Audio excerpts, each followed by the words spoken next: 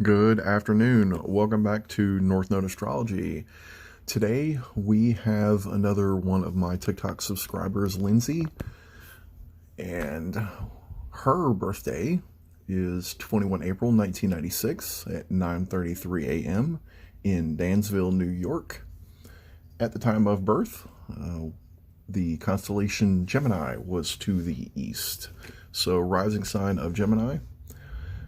Sun sign Taurus, actually, in the 11th house. We will get to that as we spin around the wheel. So, first house is how we project ourselves, our mask, our self expression, how those people that may not know us well, how they see us initially. Although the majority of the first house is taken up by Cancer. So, when Linsy projects, she tries to show people that she's intelligent through her communication, through possibly her associations with other people, and then through either a caring persona or somebody that likes to receive caring. All of the signs and planets in astrology are bidirectional. They transmit and receive. They work in both directions. So the second house, starting in Cancer, is second house is resources, resourcefulness, self-esteem, how we our attitudes about possessions and how we feel materially secure. And this begins in Cancer and continues on in Leo for Linsy. So the second house is a foundation in Taurus. So the foundation of Taurus holding up those two almost equal pieces of Cancer and Leo. So there is a caring there, and there's also an element of her self-esteem, how she, her inner fire, the spark that's at the center of her. With Lilith there, in mythology, Lilith is was the first wife of Adam. She was created as an equal, but she wanted to be sought as an equal. So she went off and did her own thing, and God created created Eve for Adam. So Lilith is our rebellion and how we go at things in life. Lilith in Cancer is this push-pull from either trying to be the mother for the world or rejecting any of those female or those softer parts of ourselves. Given that there is a square, which is 90-degree angle between Lilith and Cancer in the second house for Linsy, and her Mars in Aries in the 11th house, I'm gonna go out there and say it's probably a rejection of those softer points. Although she does feel the need to either project them out or to have them pulled to her, but her Mars in Aries, her drive, tends to dry that up, or tends to have that be a bit of a struggle. Although with any square, there can be powerful directional changes and healing that can come through that. Moving on to the third house, which is our mind, our communication, how we interact with our siblings, how we think. And this beginning in Leo, she's got a very strong association with her inner self, the spark inside of her, and her mind and her communication. In psychology, this is probably why she projects as that Gemini, that communicator. Yeah. At 11 degrees of Leo, there's a spot that's calculated as an old world type of calculation here called part of fortune. This is about anything that she goes into in her mind in her communication, when she centers on herself, she gets more out of it. So it's like it's like a bonus, like a bonus win for her anytime that she's focused in her mind and she is actually at the center of that, and she is projecting love. Leo is fixed fire energy, and again, this is in the third house, so this is communication. So when she fixes herself at the center of her communication, she gets more out of it in some way. Moving on to the fourth house. The fourth house is our home, our private life, our family, our heritage, our psychological foundations.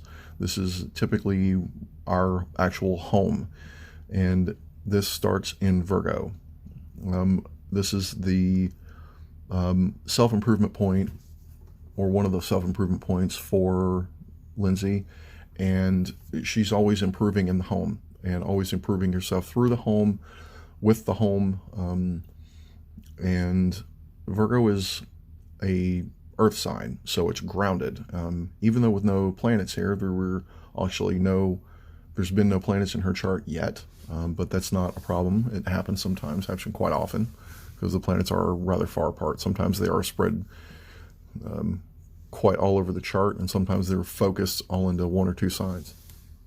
But Virgo is always about improvement, and it always wants to improve. Probably given the 11th house Taurus, also Taurus is a fixed sign, it's earth sign, probably a bit of an herbalist, definitely very, may even be like earth tones in the home, but it is definitely a bit of a sanctuary for her, or she likes it to be that, and she likes it to be improving in whatever way that's possible. Moving on to the fifth house, this is our creativity, our recreation, entertainment, pleasure, romance, children, basically anything that's not our work, all of the aspects that most people would just consider life. She got actually 3 aspects here, but not a planet necessarily. Chiron, the north node of the moon, and vertex.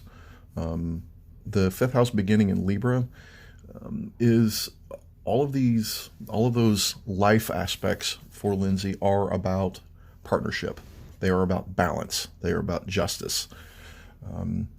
And continuing on into Scorpio, they're also about trust, and it's also about depth, and also about any kind of financial partnerships. And Scorpio is also the sign of money and other people's money and sex, and rebirth. So there's a bit of a rebirth element that happens in her just life. With Chiron and Libra, there's always an element of pain, or a little bit of suffering, or a little bit of things are always out of balance, and she always has to go directly at it. Although looking at the rest of her chart, she has the energy to do it, but she always has to go forward with it. Chiron is the wounded healer in mythology. He can heal others, but he has problems healing himself. So through her entertainment, through her children or romance or creativity, she can heal others. And with the north node of the moon there, that's her evolutionary projection. That's how she's supposed to evolve as a soul. And I'll go back to that when I get back to the south node and go through other aspects. Chiron does look like a key, but with Chiron, you always have to put the key in the lock, turn the key, push the door open. You're never going to get any more out of Chiron than you put in, and it has to be about direct action. So there may be an element of never quite getting her due, or for some reason it just never looks like she gets out what she put in, or that people don't respect her for one reason or another, but she is doing the work always. The point vertex that's in Scorpio. Vertex is a pivot point. It is a karmic point. If anytime any planet moves over there, or if there is a conjunction or an eclipse of some sort of any kind, there is a powerful change that can happen in her life about those fifth house topics. And that's what charges us up most of the time. These fifth house things, our creativity, our recreation, our entertainment, how we please ourselves or others, and then of course our children. But there's a powerful transformation point there, and that's what Scorpio is. It is transformation. So continuing on to the sixth house, this is our self-improvement, how we work daily. This is our schedules, how we eat, and how we take care of ourselves and who we serve. So the sixth house has a foundation of Virgo, so we have another improvement point here, as with anything in the sixth house. With Pluto in Sagittarius, anything that's about foreign things or language or travel, anything with a been there, done that kind of feel, is another one of these powerful transformation elements for her. Pluto is also about control and power.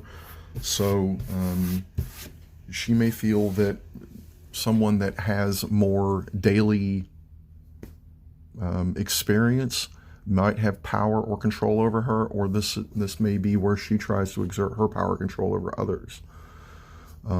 But either way, this is a very transformational experience. Pluto wants something that's not quite dead yet. It is the ultimate life feeds on life. It is one of the, Pluto is the co-ruler of Scorpio. Even though her sixth house does start in Scorpio, and that this is in Sagittarius, there is a definite rebirthing aspect here, and it can be very powerful. Moving on to the seventh house. Seventh house also begins in Sagittarius. Well, not necessarily also begins, but it begins in Sagittarius and continues on into Capricorn. So again, Sagittarius is the sign of, like philosophy and higher meaning, higher education, and she's always improving herself about that.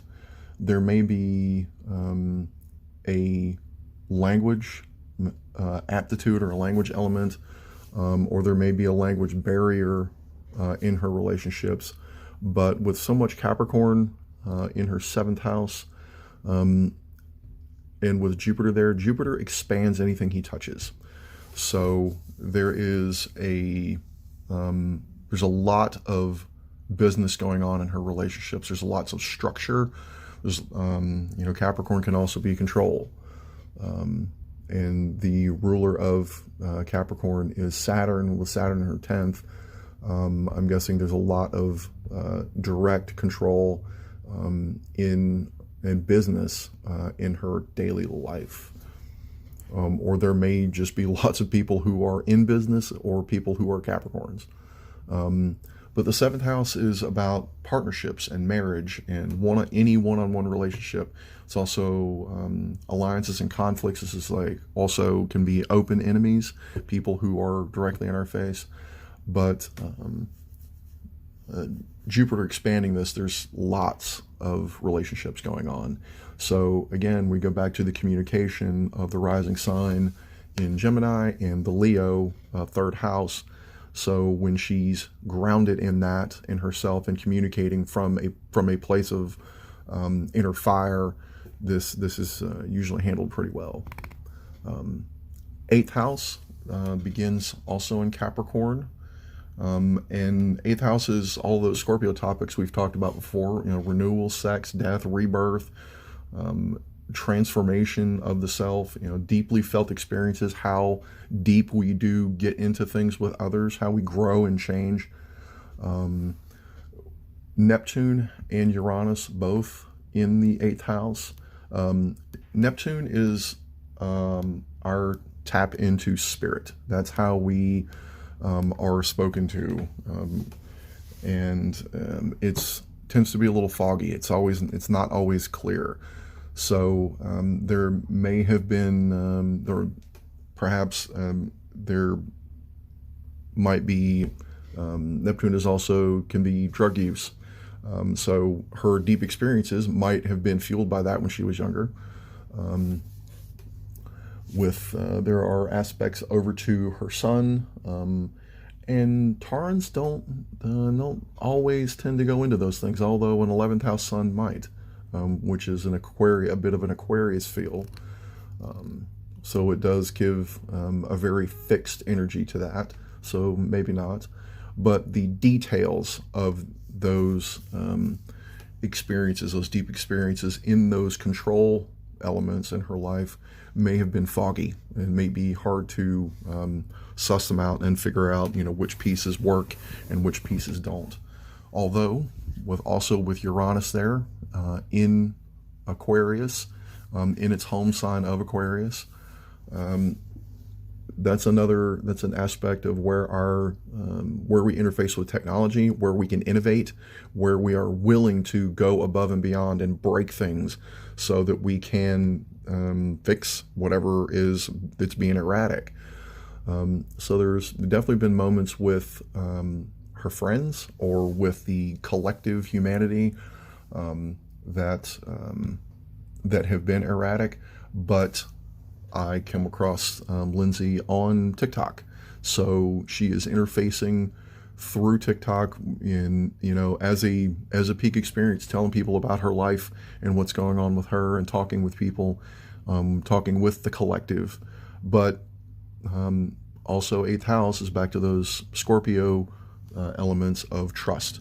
And, who is she sharing with? Who's sharing with her? And with Aquarius, she's sharing with the collective, sharing with her friends, sharing with the group of humanity that she's tapping into there. So there's a definite powerful element with Neptune and Uranus both there, even though they're separated by a sign. They're only 5 degrees apart, so they're definitely teammates here. Moving on to the 9th house, which is about those Sagittarian subjects we talked about in her daily life, and that give the flavor for her relationships. It's the been there, done that. It's her philosophies on things. It's how she creates her own religion, and we all do that in some way. And with her, those are probably her humanitarian ideals, the way she connects with the rest of humanity. So they help her inform those belief structures, and she expands her life and her consciousness through that. On to the 10th house, and this is our achievement in the world or our authorities, people who come to teach us. This is our public life. This is how we're known. It doesn't matter what we do on the daily basis, who we project ourselves, how we communicate. This is what people know us for. And beginning in Pisces, with Saturn in Aries there, people know that she loves them. People know that she loves everybody, that she tries to bridge worlds. Although Pisces does have an aspect of delusion, it's the sign that Neptune co-rules actually with Jupiter. With Jupiter in Capricorn in her 7th house, and now so the co-ruler is there, and Neptune also in Capricorn. There is a love that she sends out to humanity through her work, and people know this. With Saturn in Aries, in this house that is ruled by spirituality and magic, and loss and service to humanity, although it's in Aries, so it's very direct. She possibly seeks people that are very business minded, that are very focused. with a square over to Pluto.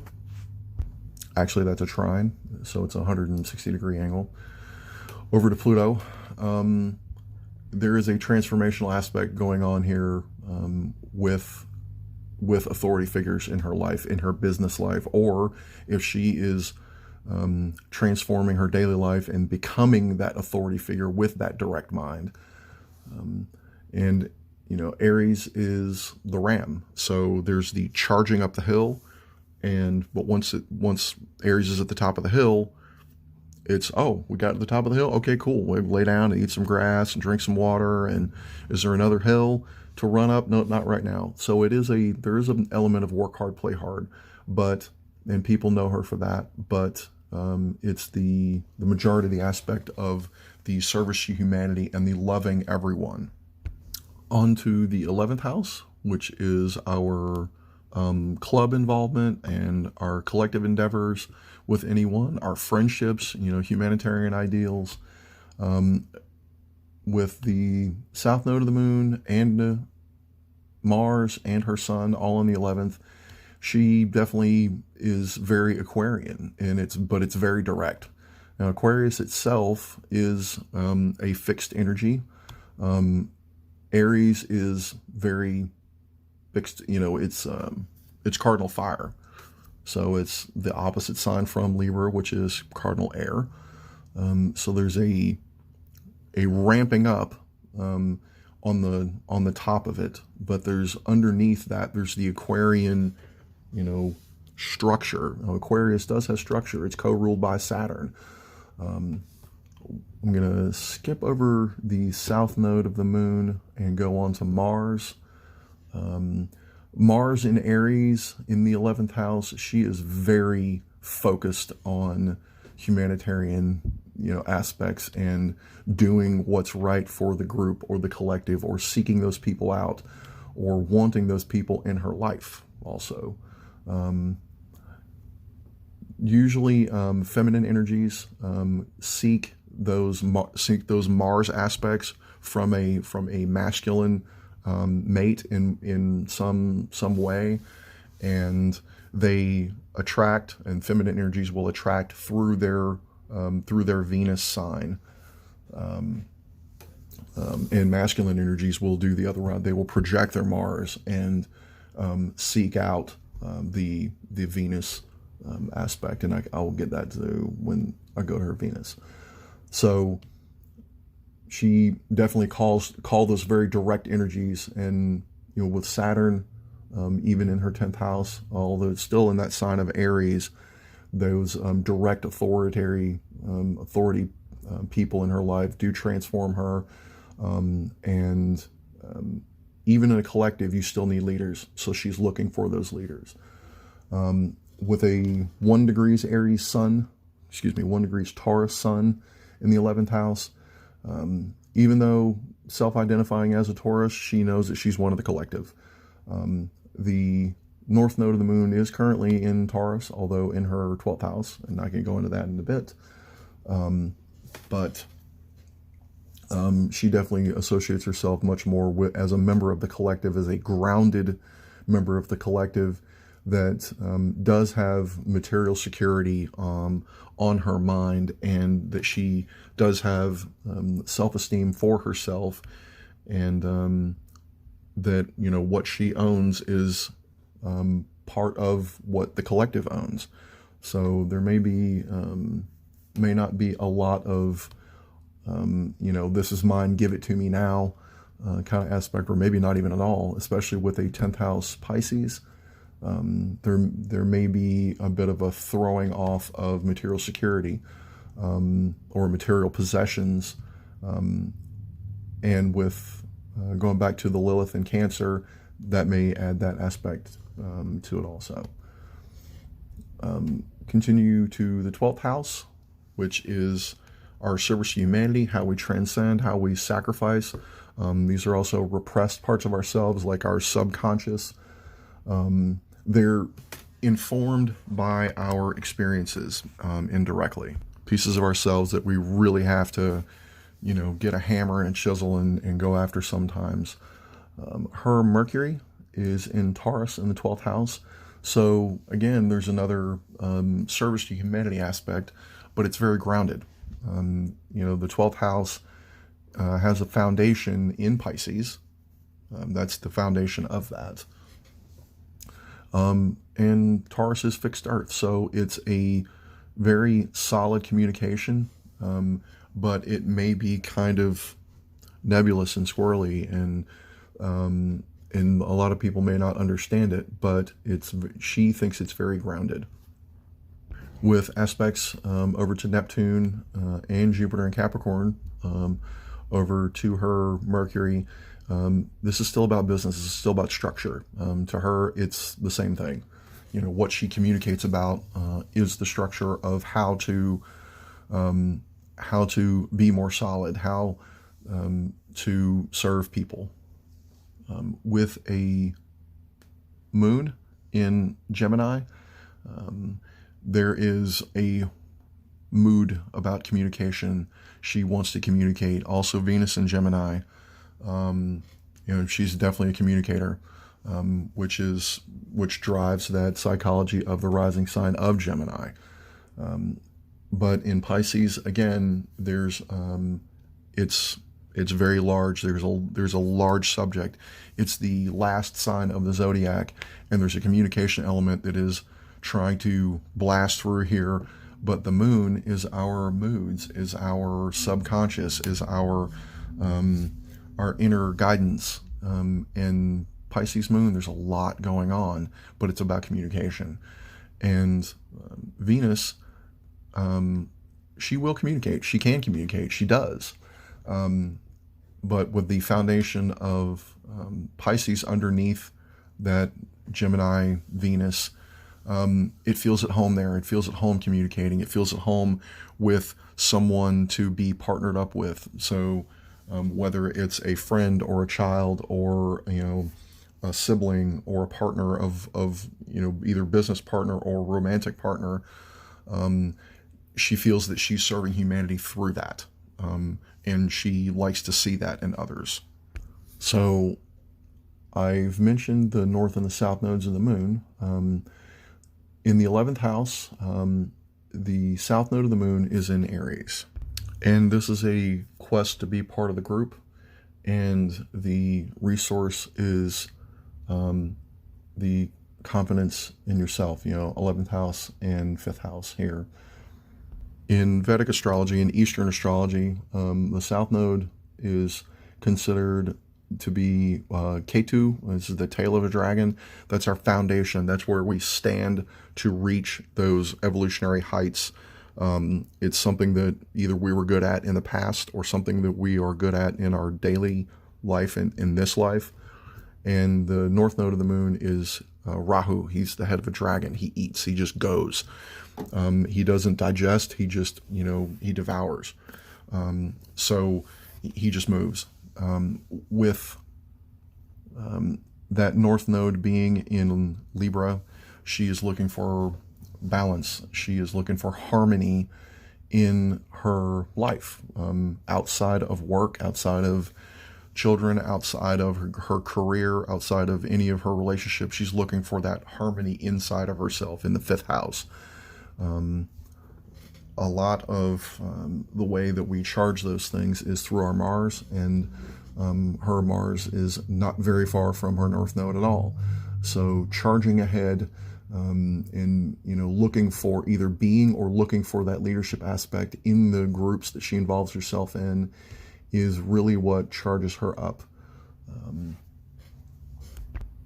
Currently, the nodes of the moon are in Taurus and Scorpio, and they are leaning on our collective consciousness with the themes of material security, things that are valuable inherently, things that we know that are valuable, and not to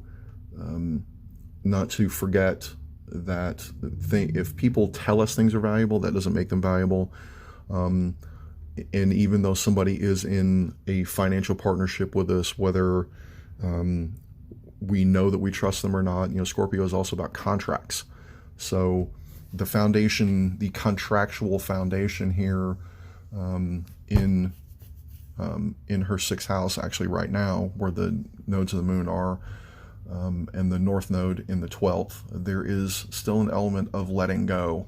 And in Taurus, there's a letting go of material security that may not need to be there, or pieces of her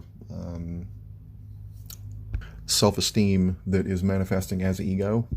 And because the 12th house still has a grounding in Pisces, and that's where the ego dies. It's in the 12th house. And through her, through her communication, it shows her that which things that she needs to let go of.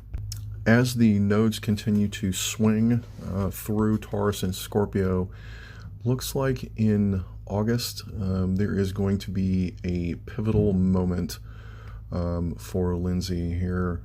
Mars and Uranus are going to meet in her 10th house, actually in her 11th house, as they have just crossed over her Mercury, as they meet with the north node of the moon in Taurus, as well as the south node meeting her vertex.